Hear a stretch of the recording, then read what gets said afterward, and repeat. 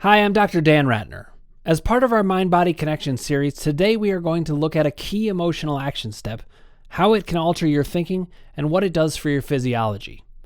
If you haven't already, click subscribe, ring the bell for notifications, hit like if you like what you're hearing, and put your comments below and I will answer you directly.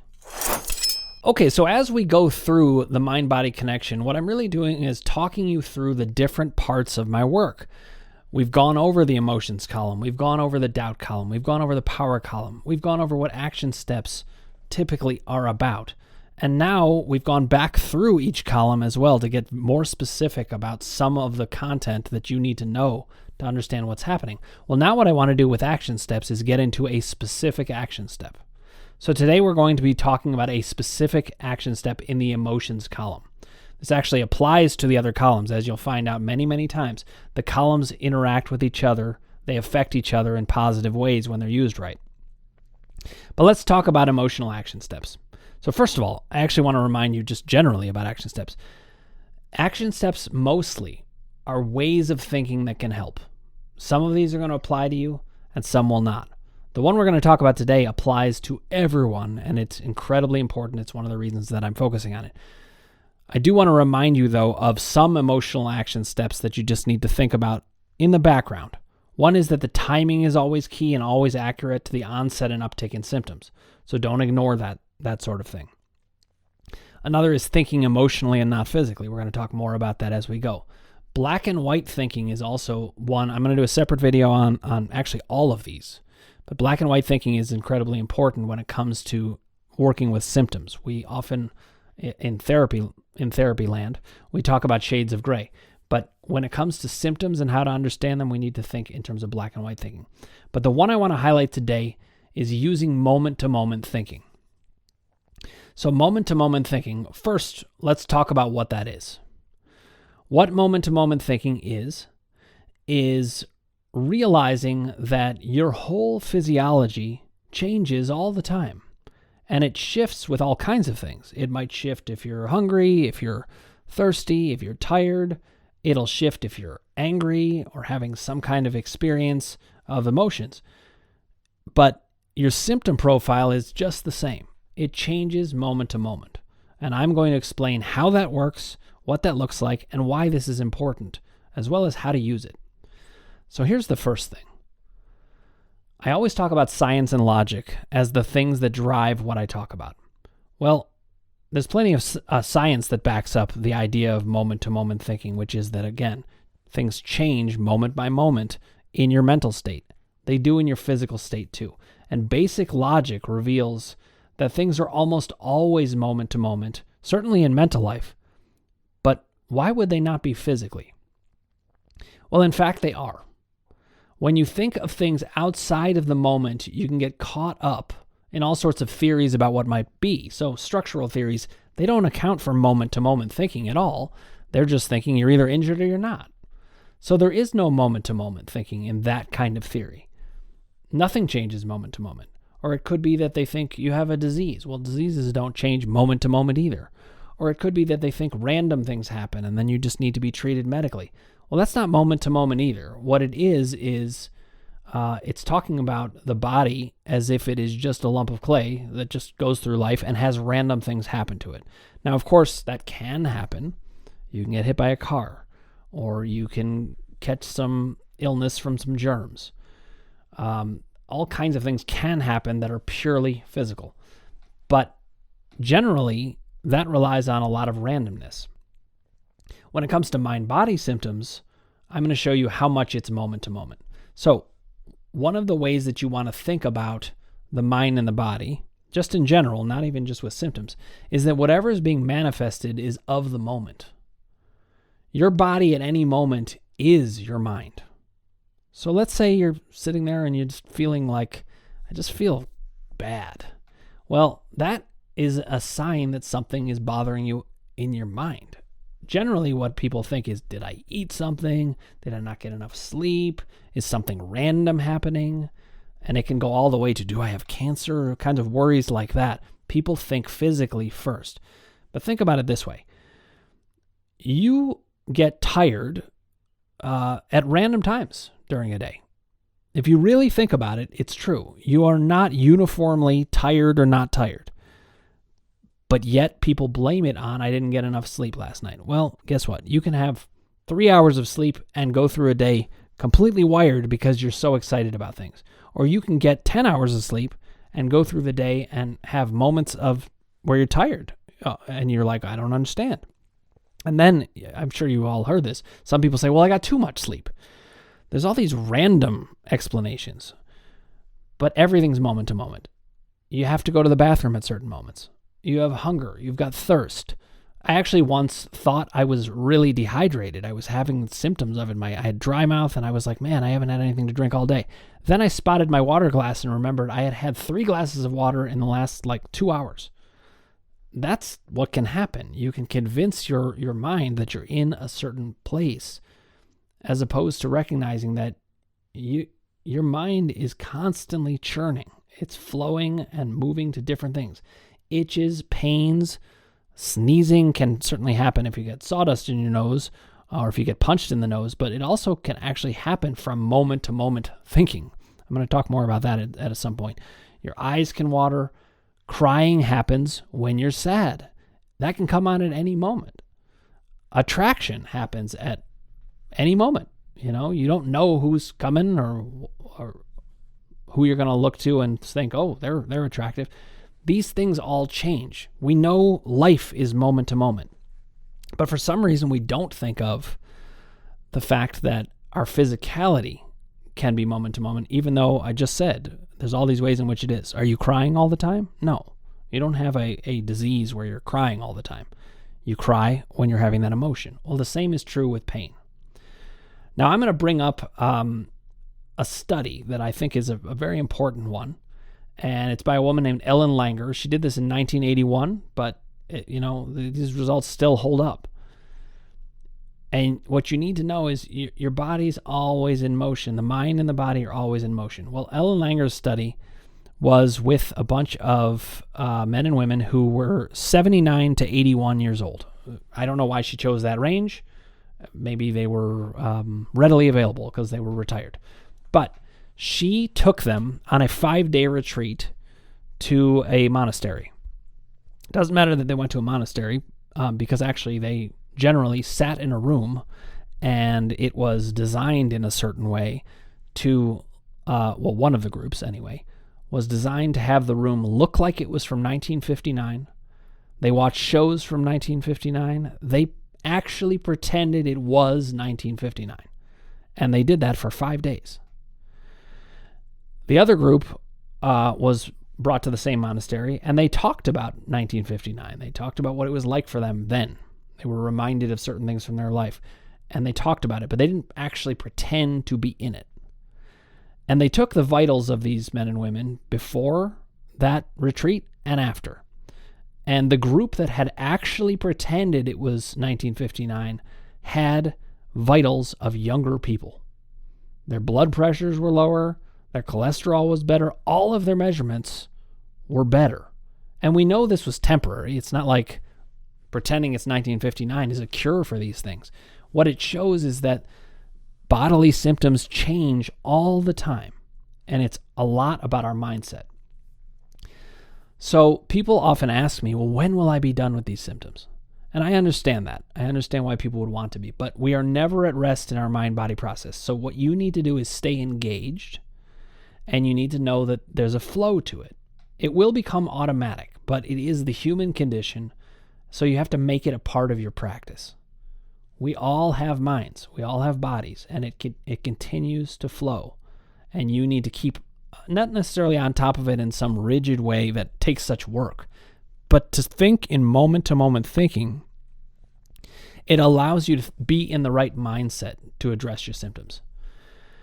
And you're going to have to look for doubt creeping in the form of emotion. You got to be able to separate out what's doubt and what's emotion. We can talk about that in another video. But you have to also remember the unconscious has no sense of time. So your body can be in a flow and suddenly you can be 5 years old and just in how you're feeling. And your body's going to follow suit. Now, it doesn't mean you have now the health of a 5-year-old, but you could have the exact physiology you were in then. And that happens a lot. We are stuck in our old physiologies. But here's the great thing about moment-to-moment thinking. Every moment you have a chance for relief. Every single moment. And this is one of the reasons I'm bringing it up. When you are thinking in moment-to-moment thinking, you don't need to think, oh, this is going to take a long time. Or, oh, those neural pathways are grooved. I've talked about that many times. I don't believe neural pathways are grooved and stay there. Once you change your mindset, those neural pathways are done. Sure, they're still there, but they're not active anymore. So we also know these neural pathway arguments don't really make sense in terms of how there are all these stories about people reading Sarno and getting better fast. I just had on my friend Scott. He got better within just a little bit of reading the book. We hear about this all the time. People just getting better fast. Now, if you're not getting better fast, don't worry about that. It means there's some hang up with the mental setup and how you're understanding it. And all we have to do is solve that problem and you're on your way. Quick healing can happen. Even in therapy, there are these aha moments where you never go back to that. What this all shows is moment-to-moment thinking is real. It is how life actually is. It's not how we think about it. We think we're these static beings, but actually we're changing all the time. So why is this action step of thinking so useful? First of all, it is a great example of how the columns affect each other. When you're thinking in moment-to-moment thinking, it makes it easier to keep track of your emotional life and to see how it's playing out. And if that happens well, it could reduce doubt. It also is a way of feeling powerful because you can make changes at any time. If you're thinking moment to moment, you're more likely to think psychologically, not physically, and that's important. One of my first rules of thumb in trying to treat mind-body symptoms from the emotions column is think psychologically, not physically. Without moment-to-moment thinking, doubt tends to win out. Moment-to-moment thinking is one of your chief pieces of information that can pick apart doubt and show that it doesn't actually make sense. A chronic condition that just came on randomly from tying your shoes, which is what happened to me with back pain, that doesn't make any sense. But if at the moment I tied my shoes, I was having an emotional experience that caused pain, and then I got into a moment of panic that maybe this could develop into something worse, and then that continued and continued and continued. Well, that makes sense. So we really need to think about the fact that moment-to-moment thinking is actually the way life really is. Without moment-to-moment thinking, you aren't taking your emotions as the serious power that they are. What you're saying instead is, no, the body is just this physical thing. It doesn't get affected by emotions so much. And you're taking the emotions column out of being as powerful an influence on you and a help to you as it can be. You're also going to lose the chance to see the timing of the symptoms without it, because timing is meaningless without the moment-to-moment distinction. The whole idea that timing matters is that every moment is different. What your mindset is affects your physiology. If you can accept that, or at least even consider it, you can start to look at, well, wait, what was the timing of that symptom? And see, oh, wait, I was upset about something. Now I have it totally backwards. If I have a symptom and I can't figure out what it was, I assume it was right. And then I go searching for what was it? What was it that was bothering me? So pairing an emotion with a symptom is huge in reducing doubt. If you want to work on your doubt column, one way to do it is to use moment-to-moment thinking, both in your emotions column and in your doubt column, to chip away at any theories that suggest it's just random, or it's purely physical, or it's a disease, or it's an injury. In my experience, very, very little happens that isn't moment-to-moment thinking. An injury is very obvious. It happens from a blunt collision or getting cut. These are things that happen and they hurt right away. In moment-to-moment thinking, we can have symptoms that seem random, but I promise you they're not. So another thing is how this affects the power column. Moment-to-moment thinking always gives you a huge but also accurate sense of power because you can always do something about it. Now, this also reduces the problems in the doubt column because it reduces panic and fear, because at any given moment, every moment, there is something you can do about the symptoms. Now, I'm not just saying that like to be motivational. It's actually true. And that means you always have an opportunity to work on it. So let's go back and just revisit the idea of thinking emotionally and not physically from the moment-to-moment perspective. You need to begin to conceptualize bodily experience as a true outgrowth of moment-to-moment mental life. You need to come to believe that that's true. And if you don't believe that's true, that's okay, but start to ask your questions.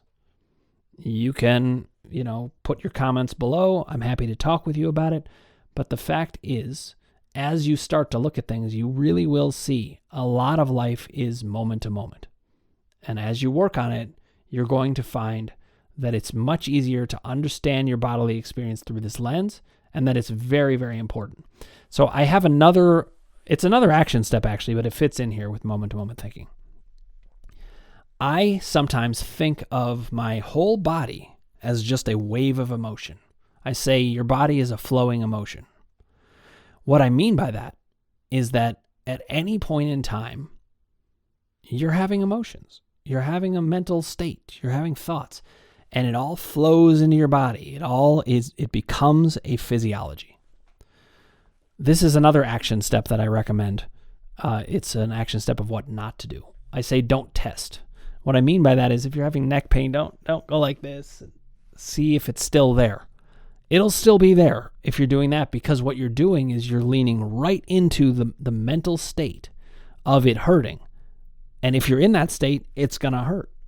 If you don't test, you don't buy into that moment. You let yourself go to a different moment and you continue to think emotionally.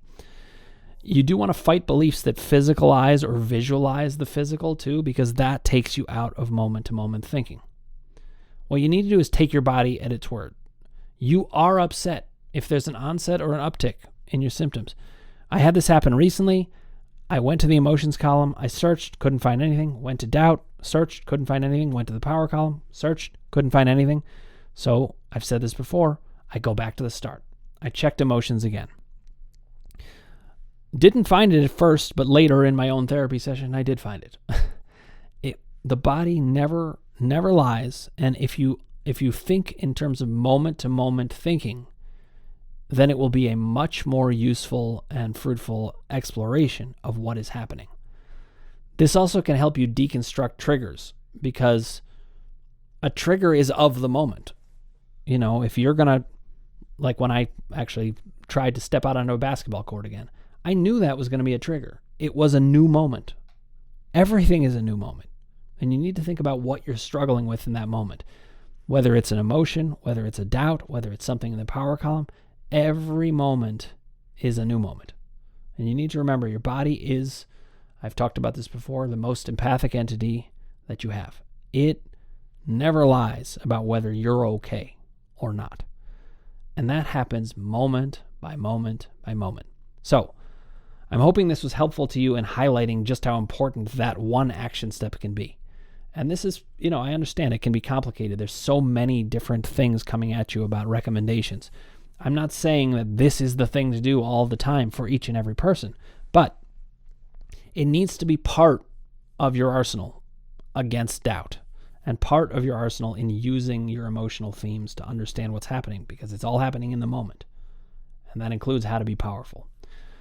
So I look forward to hearing what you guys think about this. If you haven't already, click subscribe, ring the bell for notifications, hit like if you like what you're hearing, and put your comments below. I've really been enjoying my conversations with you guys in the comments, and I will keep it up responding to you personally. Thank you for watching and listening.